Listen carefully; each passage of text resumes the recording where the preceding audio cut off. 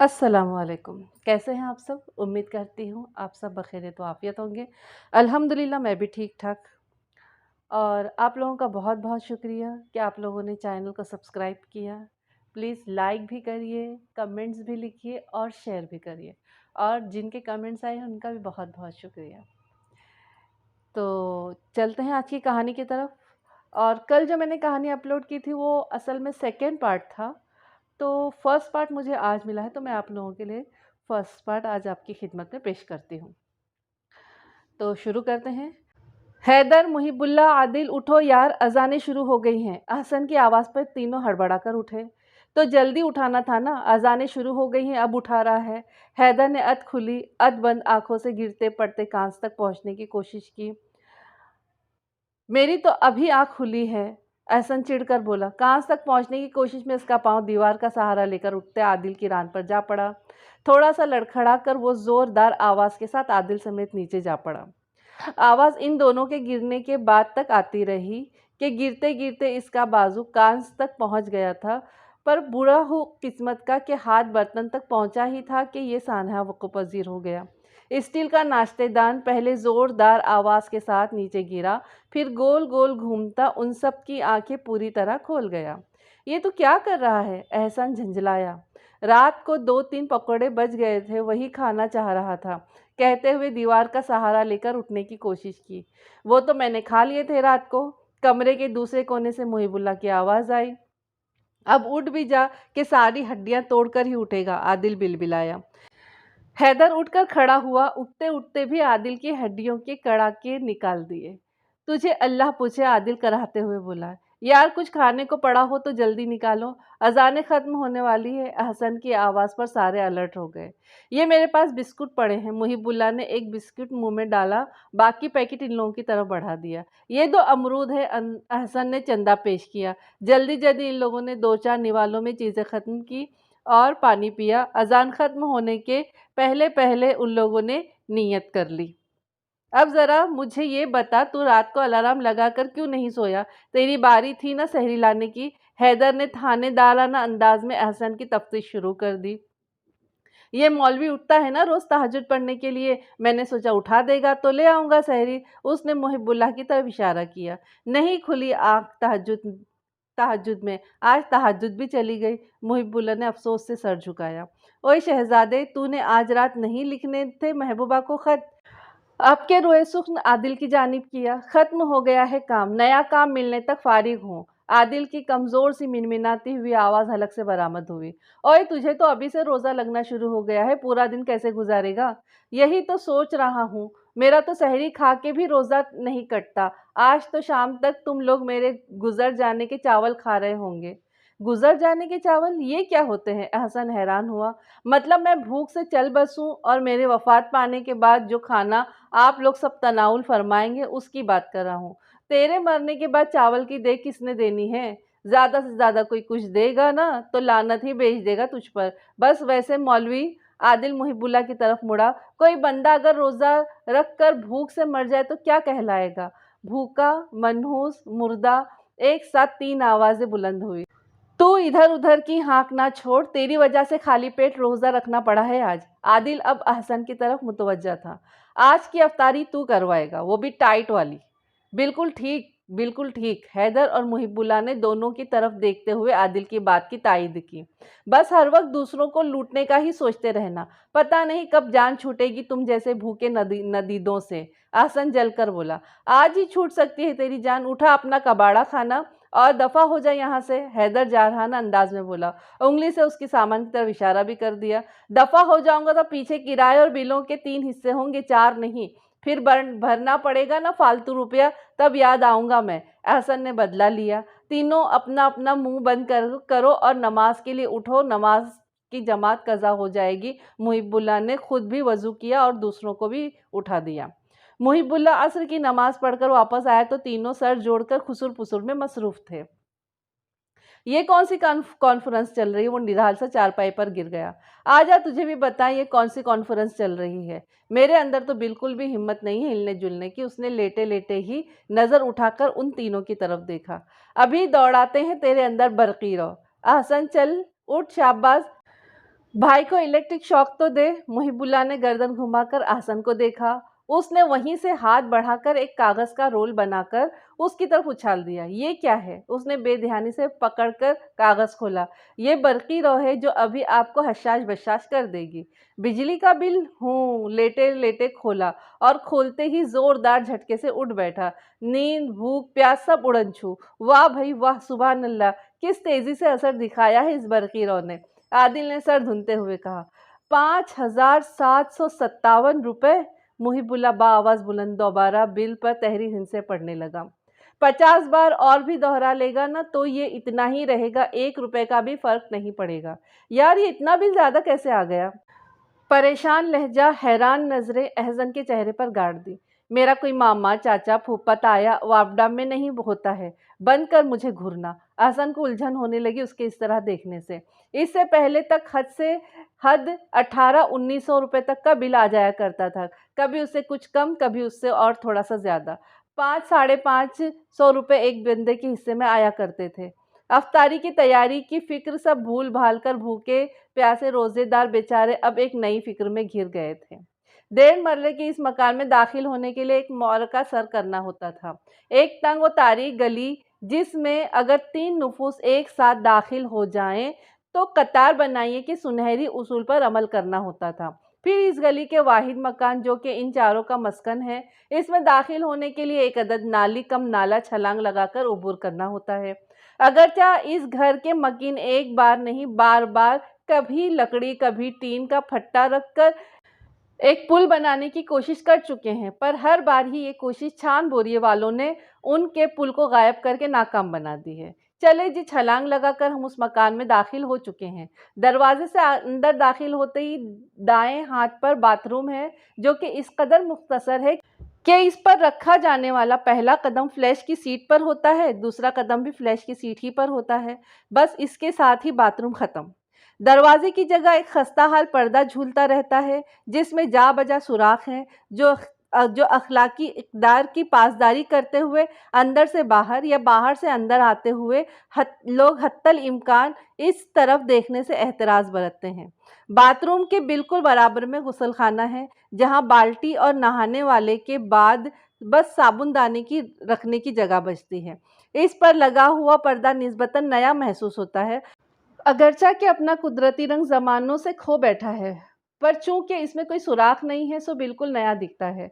गुस्ल खाने के बिल्कुल बराबर में गुस्ल खाने जितनी ही जगह खाली छोड़ी गई है जिसमें एक अदद चूल्हा अपनी मदद आप के तहत इन लोगों ने किया हुआ था। चूल्हे के बराबर में एक चौकी और बस जगह ख़त्म। बर्तनों का छींका कमरे में रखा जाता है। ये तो था दाएं तरफ का हिस्सा। इसके बिल्कुल सामने यानी बाएं तरफ के हिस्से में 2 अदद गमले रखे हुए हैं, जिसके बाद इतनी जगह बचती है कि एक मोटरसाइकिल खड़ी की जा सके और मोटरसाइकिल खड़ी करने वाला सांस रोककर गुजर जाए।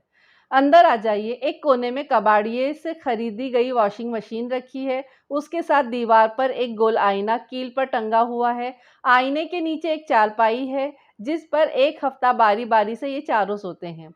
बाकी के 3 दीवारों के साथ एक एक गद्दा बिछा हुआ है। उसके दरमियान में इतनी जगह बचती है कि ये चारों गोल दायरे में बैठकर खाना खा लें, ताश खेल लें, लूडो खेल लें या उंगलियों की इशारों की मदद से क्रिकेट खेल लें। गर्दन उठाकर छत की तरफ निगाह करें तो ऊंची सी पर बाबा आदम के ज़माने की लकड़ी की बिल्लियाँ लगी हुई नज़र आती हैं। छत के बीचों बीच एक ज़राफ़े जैसी लंबी गर्दन वाला पंखा लटक रहा है जिसके पर चपटे हैं और जो हवा कम और आवाज़ ज़्यादा देता है। रिहाइशगाह का तारुफ ख़त्म हुआ। आइए वापस चलते हैं। यार, मैंने तो एक नोट बचा रखा था बिजली के बिल की मद में। मुहिबुल्लाह ने 500 का नोट उन तीनों की आंखों के सामने लहराया। बाकी थोड़े से पैसे खर्च के लिए पड़े हैं। मेरे पास कुल 700 रुपए हैं। हैदर की आवाज़ आई। सबसे अमीर आदमी। हसन ने फखरिया अंदाज में गर्दन अकड़ाई। 1350 रुपए कहते ही कंधे खुद ब खुद दुलक गए। आवाज़ पस्त हो गई। सबसे गरीब आदमी। आदिल ने दोनों हाथ ऊपर उठा लिए। मेरे पास सिर्फ एक 50 का नोट है। मैंने तो खर्च भी तुम लोगों से उधार लेकर ही चलाना है। हमेशा की तरह हैदर ने ग्राह लगाई। आदिल बस उसे घूर कर रह गया। यार, कोई हल सोचो ना इस मसले का। मुहिबुल्लाह इन सब का एडमिन था। मामला चलाना, उसूल बनाना, इन उसूल पर अमल करवाना सब मुहिबुल्लाह के ज़िम्मे था। उसकी बात हुक्म का दर्जा रखती थी, कुछ तो इस वजह से कि वो इंसाफ और सूझबूझ के साथ फैसले करता, और ज़्यादा इस वजह से कि ये मकान मुहिबुल्लाह ने ही किराए पर लिया था। किराया नामा उसी के नाम पर था, बाकी सब बाद में आकर शामिल हुए थे। एक माह पूरा हो जाने के बाद 1 साल हो जाना था इन सबको एक साथ रहते हुए। यार इस महीने तो हमने इस घर में अपने साथ रहने की सालगिरह मनानी थी। आदिल की आवाज़ में बेबसी मिला दुख था। सालगिरह नहीं बेटा, एनिवर्सरी। हैदर ने टुकड़ा लगाया। एनिवर्सरी भी नहीं भाईजान, बरसी। अब तो हमारी बरसी मनानी पड़ेगी। अहसन ने दीवार से टेक लगाई और आंखें मूंदते हुए बोला, हम साल पहले यहाँ शिफ्ट हुए हैं, फौत नहीं हुए हैं जो बरसी मनाएंगे। आदिल ने मुंह बनाया, उसको बरसी वाली बात बिल्कुल पसंद नहीं आई थी। आइंदा आने वाले वक्त में बरसी ही मनाना पड़ेगी। जब बिल नहीं भरेंगे, मीटर कट जाएगा, मकान मालिक धक्के मार कर हमें निकाल बाहर करेगा, तो फिर बरसी मनाया करेंगे। बात की वजाहत की। ओहो खुदा के लिए चुप कर जाओ तुम सब लोग, सोचने दो, मसले का हल निकालने दो। मुहिबुल्लाह की एक दहाड़ ने सबकी बोलती बंद कर दी। यार तुम सब भी कोई मशवरा दो, ये इतना बिल कैसे भरेंगे? मुहिबुल्लाह ने फिक्रमंदी से उन सबको देखते हुए कहा। आइडिया, आदिल ने चुटकी बजाई। सब उसकी तरफ मुतवज्जा हुए।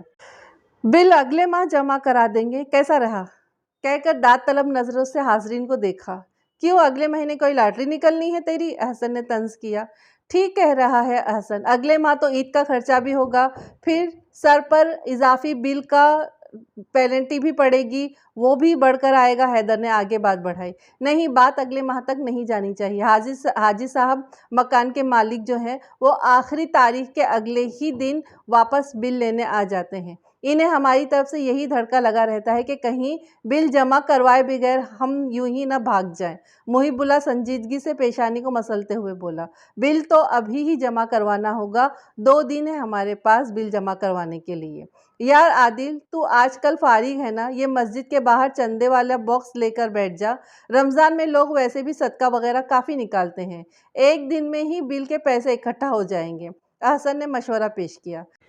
इससे बेहतर ये नहीं है कि मैं किसी दरबार मज़ार वगैरह के बाहर जाकर बैठ जाऊं? आदिल ने जलकर कहा। हाँ, ये ज़्यादा बेहतर है, इससे तो हमारे राशन पानी के भी मसाइल हल हो जाएंगे। मस्खरिया बंद करो तुम लोग। अब के मुहिबुल्लाह ज़रा दृष्टि से बोला, एक ही हल है बस फिर इस मसले का। काफ़ी देर खामोश बैठे रहने के बाद हैदर की आवाज़ आई। मुहिबुल्लाह, अहसन, आदिल तीनों ने बैक वक्त उसे देखा। मशवरा देने के बाद अब वो अहसन और आदिल के ताबड़तोड़ हमलों के जद में था। बस मुहिबुल्लाह था जो चुपचाप टकटकी बांधे उसे देख रहा था। ठीक है हैदर, उसने ग्रीन सिग्नल दिया और तरावी के लिए उठकर खड़ा हो गया। ये कैसे मुमकिन है? आदिल ने सख्त बेचैन होते हुए कहा। पहले ही हमारा मसाइल कम है, तुझे कोई ढंग का मशवरा नहीं देना आता है तो चुप बैठा कर। अभी अहसन उसके मजीद लत्ते लेता कि दरवाजे में खड़े मुहिबुल्लाह को देखकर खामोश हो गया। शलवार टखनों से ऊंची कर रखी थी, चेहरे से वजू के पानी के कतरे टपक रहे थे। एक बात तुम लोग कान खोल कर सुन लो, ये मकान अपनी तमाम तर खामियों के बावजूद हमें यहाँ के किसी भी हॉस्टल से सस्ता पड़ता है, और यही इसकी सबसे बड़ी खूबी है। इसको किसी भी कीमत पर छोड़ा नहीं जा सकता। जिसको हैदर के मशवरे पर एतराज़ है वो बिल भर दे पूरा। मुहिबुल्लाह नमाज के लिए जा चुका था। अहसन और आदिल की ज़ुबानें भी गोया साथ लेकर चला गया था। मेरा ख्याल है आज के लिए इतनी बेइज्जती काफ़ी है। हैदर ने दांत निकाले। अहसन बस उसे घूर कर रह गया। हैदर भाई देख लीजिए, कोई मसला ना हो जाए। आपके कहने पर मैंने हॉस्टल वालों को जवाब दे दिया है। अब अगर 6 माह के अंदर अंदर मुझे वापस जाना पड़ा तो डबल फीस चार्ज करेंगे वो लोग। ये उनका उसूल है। ओह वेरी गुड, ये हैदर के मुंह से बेसाख्ता निकला। 6 माह के लिए तो फंस गया। जी, अनस ने हैरान होकर उसे देखा। मतलब ये कि जिस जगह मैं तुम्हें ले जा रहा हूँ ना, वो वेरी गुड है। हैदर ने जल्दी से बात बनाई और हैदर उसको साथ लेकर अपने साथ में चलने लगा। हैदर जिस कंपनी में पिछले 5 साल से जॉब कर रहा था, अनस वहाँ पिछले साल ही आया था। नाजों में पला इकलौता लाडला बेटा, जिसको हर वक्त हॉस्टल से कुछ ना कुछ मसला ही रहता था। देख छोटे भाई, तू हॉस्टल में रहकर हर माह कितनी रकम दे रहा है? 12,000, अनस ने जवाब दिया। अब यहाँ पर तुझे हर माह ज़्यादा से ज़्यादा 5-6 हज़ार देना होंगे। फिर घर वाला माहौल भी मिलेगा, अपनी मर्ज़ी से सोना, अपनी मर्ज़ी से जागना, जब दिल चाहा, जो दिल चाहा बनाया, खा लिया। ऐसे में अगर तो थोड़ा बहुत कोई मसला हो भी जाता है, तो वो काबिल बर्दाश्त है ना। हैदर कल उससे 5,000 एडवांस लेकर मुहिबुल्लाह को दे चुका था। उनका बिल जमा हो गया था। बाकी हर बात की हैसियत सानवी थी। हैदर भाई, असल में मैं कंफर्ट पर कॉम्प्रोमाइज़ नहीं कर सकता। या अल्लाह मुझे माफ़ करना, हैदर ने दिल ही दिल में माफ़ी मांगी। अब वो दोनों अपनी गली में दाखिल हो रहे थे। ये कितनी अजीब जगह है हैदर भाई। अनस ने कुछ परेशानी से हैदर को नाली के उस पार से दरवाज़ा बजाते देखा। ये ट्रेलर है बेटा, असल फिल्म तो अंदर है। हैदर ज़ेरे लब बड़बड़ाया। दरवाज़ा मुहिबुल्लाह ने खोला। हैदर ने उन दोनों का आपस में तारुफ करवाया। अनस ने एक नज़र 25-26 साल के उस बारिश जवान पर डाली। मुहिबुल्लाह उसका कंधा थपथपाता हुआ बाहर निकल गया। मैं नमाज पढ़कर आता हूँ। हैदर उसको लिए हुए अंदर चला आया। ये अनस है। बाआवाज़ हैदर ने आदिल और एहसन से उसका तारुफ कराया। अनस बेचारा हैरान व परेशान खड़ा इस जगह को देख रहा था। हाय, आदिल ने मुसाफिर के लिए हाथ आगे बढ़ाया। मैं आदिल हूँ और इन सब में अब तक सबसे छोटा होने का एजाज़ मुझे ही हासिल था, जो आपके आने के बाद मुझसे छीनता हुआ महसूस हो रहा है। जी, ये अभी तक रोटी को चोची और चावल को हप्पा कहता था। हसन ने आगे बढ़कर आदिल की बात मुकम्मल करते हुए उससे मुसाफा किया। अच्छा, मैं ज़रा नमाज़ पढ़ के आता हूँ, आप दोनों इनको यहाँ के उसूल व ज़वाबित बता दें, वो कहते हुए बाहर को दौड़ा। हैदर, ओए रुक जा अरे नमाज तो खाली जुमा की पढ़ता है, आज जुमा नहीं है। पर वो यहाँ मस्जिद नहीं रुक सकता था। अनस की शक्ल देखकर लग रहा था कि वो अभी रो पड़ेगा, और ये मंजर हैदर न देख पाता, सो भागने में ही उसने आफियत जानी। आजा यार, बैठ जा। अनस को मसहरी पर बिठाते हुए वो लोग खुद भी उसके साथ बैठ गए।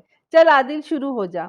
हाँ तो बरादर, किराए और बिलों की डीलिंग तो हो गई होगी, अब बाकी बातें सुन ली। आदिल ने बोलना शुरू किया। ये चारपाई जिस पर तुम बैठे हो, एक हफ्ता तुम्हें इस पर सोने का मौका मिलेगा, और बाकी के दिन? बमुश्किल अनस की आवाज़ निकली। ये नीचे पीछे गद्दे की तरफ इशारा किया। इस पर सोना होगा। सहरी लेने बारी बारी जाते हैं, अफ्तारी कुछ बाजार से आती है, कुछ मिलजुल कर बना लेते हैं। सफाई और बर्तन धोने की बारी एक एक हफ्ते की है। बाथरूम धोने की बारी महीने में 2 बार आती है। बाथरूम धोना? वो हक्का बक्का इनकी बातें सुन रहा था। और हाँ, कपड़े सब अपने अपने धोते हैं। चारपाई के नीचे अपना सामान सेट कर लो, मगर ध्यान रखना किसी दूसरे के सामान का कोई नुकसान ना हो। आप लोग हैदर भाई को बुलाएं, मुझे वापस जाना है, मैं यहाँ नहीं रह सकता। एहसन और आदिल बस इसे घूर कर रह गए। मुहिबुल्लाह और हैदर बमुश्किल उसे 1 माह रोकने में कामयाब हो गए। ये कोई इंसानों के रहने की जगह है? मुझे चाहे 3 गुना ज़्यादा पैसे भरने पड़े, मैं वापस जाऊँगा। हाँ, हम तो कीड़े-मकोड़े हैं, आदिल तप कर बोला। तो आप लोग भी शिफ्ट हो जाएँ किसी हॉस्टल में। इस कचरा कुंडी से तो बेहतर ही हालात होते हैं वहाँ के। इस बात का बेहतरीन जवाब खामोशी के सिवा क्या हो सकता था। अनस ने 20 दिन में इन लोगों का नाक में दम कर दिया था। हैदर से वो मुस्तकिल खफा था, बाकी सबसे रूठा-रूठा रहता। हर चंद के वो अपने तौर पर पूरी कोशिश करते कि उसे आराम पहुँचाए, और वो बड़ी टेढ़ी खीर था। हैदर को सख्त अफ़सोस था कि अपने फ़ैसले पर। उसका ख़्याल था कि 2-4 दिन में सेट हो जाएगा, जैसे वो लोग सेट हो गए थे। पर इसका ख़्याल गलत साबित हुआ। वो सब मजबूर थे, अनस की कोई ऐसी मजबूरी नहीं थी।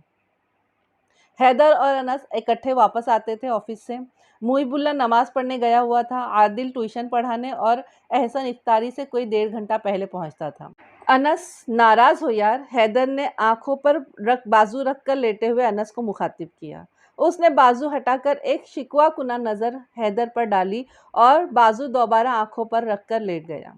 I am sorry, very very sorry. Anas ने दोबारा उसका बाजू हटाने की कोशिश की। आपने बहुत ज़्यादती की है मेरे साथ हैदर भाई। मैं शर्मिंदा हूँ यार, मैं धोखेबाज नहीं हूँ, बल्कि हम चारों में से कोई भी धोखेबाज नहीं है। बस मजबूर हैं यहाँ इस गंदे संदे इलाके के ऐसे मकान में रहने पर। हम खुद से ज़्यादा एक दूसरे की वजह से मजबूर हैं। अनस ने कोई जवाब नहीं दिया। हुनूस इसी अंदाज में लेटा रहा। ये जो मुहिबुल्लाह है ना, उसके वालिद को कैंसर है। ये यहाँ कमाता है और पाई पाई जोड़कर घर भेजता है। इसके 2 छोटे भाई हैं, दोनों पढ़ते हैं। वालदा घर में समोसे रोल बनाने का काम करती हैं। हॉस्टल की अय्याशी ये अफोर्ड नहीं कर सकता। अनस ने बाजू हटाया और उठकर बैठ गया। हैदर ने बात जारी रखी। अहसन की 5 बहनें हैं। वो अपने माँ बाप का इकलौता बेटा है, सबसे बड़ा है। 5 बहनों की शादी करनी है उसने। वालिद उसके हैं नहीं। 2 बड़ी बहनें स्कूल में पढ़ाती हैं, छोटी तीनों पढ़ती हैं। सब मिलकर घर की गाड़ी को खींच रहे हैं। अनस चुपचाप साकित बैठा उससे सुन रहा था। फिर ये आदिल है न छोटा, उसके वालिदैन हयात नहीं हैं। हम सब तो बसरे रोज़गार हैं, ये अभी तक पढ़ रहा है। 2 बड़े भाई हैं, उसके एक दुबई में होता है, उसकी फैमिली उसके साथ ही वहीं दुबई में होती है। वही उसकी पढ़ाई का खर्चा उठा रहा है, मगर पैसे इतने कम होते हैं कि मजबूरन उसे ट्यूशन पढ़ाकर और 1-2 अखबारों में आर्टिकल्स वगैरह लिखकर अपना खर्चा पूरा करना पड़ता है। दूसरा भाई यहीं इसी शहर में है। ये कभी 4 माह में 2-4 दिन के लिए उसके घर जाता है तो 2 दिन में ही वापस आता है। भाभी इस निकम्मे वेले बकौल भाभी के उसको 2 दिन भी बर्दाश्त नहीं करती। ईद त्यौहार पर बर्मिला कहता है, ये त्यौहार तो माँ बाप की ज़िंदगी में ही अच्छे लगते हैं। मेरा तो दिल नहीं करता, मेरा तो दिल ऐसा करता है कि ये त्यौहार आया ही ना करें। हम यहाँ पर खुद अपनी अपनी मजबूरियों से एक दूसरे की वजह से बंधे हुए हैं। महीने के आखिर में हम खाने वाले 4 होते हैं और रोटियां भी 4 ही होती हैं, तो हम में से हर एक का पेट आधी रोटी में ही भर जाता है। हर एक की ख्वाहिश ये होती है कि अपना निवाला भी दूसरे के पेट में पहुंचा दे। और आप? अनस के मुंह से बेसाख्ता फिसला। मैं? उसने नज़र उठाकर सवाल समझने की कोशिश की। मेरा अल्लाह का शुक्र है ऐसा कोई मसला नहीं है। 3 भाई हैं हम, एक बहन है मुझसे बड़ी, उसकी अब ईद के बाद शादी है। मैं बहन भाइयों में सबसे छोटा हूँ। अब्बू मेरे हयात नहीं हैं, पर शुक्र है अपना घर है। दोनों भाई अपना अपना खर्च उठाते हैं, शादीशुदा बाल बच्चेदार हैं। अम्मी और बहन का खर्चा मैं उठाता हूँ। अपनी बहन की शादी के लिए भी मुझे खुद ही जोड़ना है, सो हो रहा है जैसा गुज़र कर रहा हूँ। आप लोग किसी बेहतर जगह भी तो घर देख सकते थे। फिर कुछ तवक़ुफ़ के बाद अनस गोया हुआ। की है 2-1 जगह कोशिश, मगर इतने कम किराए में कोई घर मिलता नहीं है। मिल जाए तो लोग छेड़े-छाट लोगों को किराएदार रखने को पसंद नहीं करते, घबराते हैं। हैदर अब जूते की नोक से ज़मीन खुरच रहा था। अनस अपनी जगह किसी सोच में गुम था। आज की इफ्तार मेरी तरफ से, अनस ने सहरी के वक्त फ़ौरन ऐलान कर दिया। चारों ने चौंक कर उसे देखा। वापस हॉस्टल जाने की खुशी में अलविदाई पार्टी दे रहा है। आदिल को बात हजम नहीं हुई। वापस हॉस्टल जाने का ख्याल अब आप लोग दिल से निकाल दें। अब मैं कहीं नहीं जा रहा। वापस हॉस्टल जाने का ख्याल हमारे दिल का नहीं था। आदिल ने हैरत से आंखें फैलाई। लाले असल बात बता। अहसन ने उसके कंधे पर हाथ रखकर उसका चेहरा अपनी तरफ घुमाया। असल बात? उसने ड्रामाई वक्फा किया। हैदर का दिल जोर से धड़का, कहीं ये राज तो नहीं खोलने जा रहा। असल बात यह है कि यहाँ पर बचत ज़्यादा है, तो मैं सोच रहा हूँ कि पैसे बचा बचा कर गाड़ी ले लूँ। बल्ले बल्ले भाई बल्ले बल्ले, आदिल ने उसकी अकल की दाद पेश की। जब तक तेरे पैसे जमा होंगे ना, तेरी आंखों में मोतिया और हाथों में राशा आ चुका होगा। फिर तुझे गाड़ी के साथ ड्राइवर भी रखना होगा। तो रख लूँगा। यार मुझे चक्कर कुछ समझ में नहीं आ रहा है। कल तक तो तुझे महीना गुजारना मुश्किल लग रहा था, आज तो यहाँ से जाने को तैयार नहीं। अहसन ने गौर से उसे देखा। ओए मौलवी, अहसन ने मुहिबुल्लाह को मुखातिब किया, इस पर नज़र रख, कहीं दिल तो नहीं लगा बैठा है इस मोहल्ले में। पता चले इसकी वजह से हमें भी यहाँ से निकाल दिया गया है। हा हा हा हा, जोरदार कह कहा अनस के हलक से बरामद हुआ। सही पहुँचे हैं अहसन भाई, दिल लगा लिया है मैंने।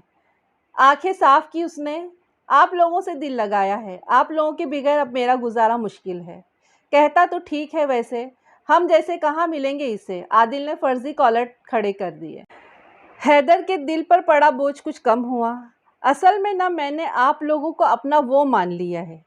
क्या गुरु? आदिल बोला। नहीं यार, दिलदार। अच्छा तो फिर दे हाथ। आदिल ने अपनी हथेली फैलाई। अनस ने उस पर अपना हाथ रखा। अनस के हाथ पर अहसन ने हाथ रखा, अहसन के हाथ पर हैदर ने, और उन सब के ऊपर हाथ था मुहिबुल्लाह का। ये था आगाज़। आगे आगे देखते होता है क्या। बस इतनी थी कहानी। ये सब इन लोगों की आपस की, इस घर की ये पहली कहानी है। तो जहाँ पर ये लोग जो है, हैदर अनस को फांस कर ले आता है इस घर में रहने के लिए, ताकि बिजली का बिल क्लियर कर सके। और लास्ट में अनस दिल लगा बैठता है उनसे। अब देखते हैं आगे आगे। सेकंड पार्ट आप लोगों तक पहुंच गया इंशाल्लाह। थर्ड पार्ट इंशाल्लाह मैं कल अपलोड करूँगी, तो आप लोग बिल्कुल सुनिए और आप लोगों को ज़रूर पसंद आएगा। सब्सक्राइब करिए और बेल आइकन को प्रेस करिए और क्या कहते हैं, लाइक भी करिए और कमेंट्स भी लिखिए। मिलते हैं अगली कहानी के साथ में। अपना खूब ख़्याल रखिए, दुआओं में याद रखिए। अस्सलामु अलैकुम, अल्लाह हाफ़िज़।